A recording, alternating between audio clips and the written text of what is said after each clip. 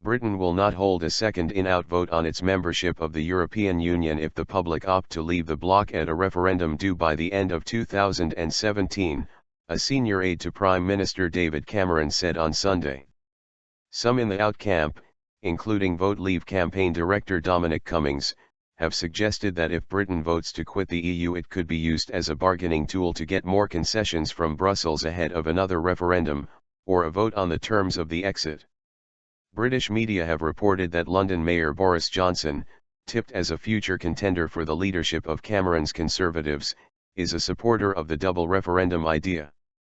The Prime Minister is clear that is simply not going to happen. From the outset, he has been clear this will be a straightforward in/out choice, and that's exactly what it will be.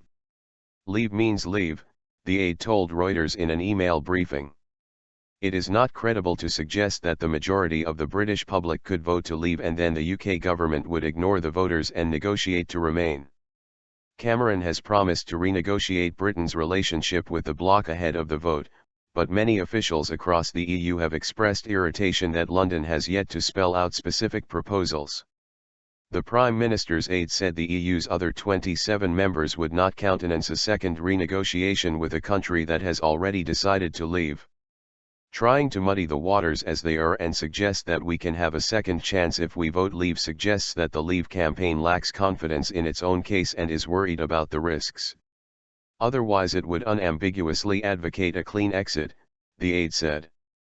EU membership has long been a controversial issue in Britain, with Eurosceptics arguing that Britain would prosper more outside the bloc. Public opinion is divided, however.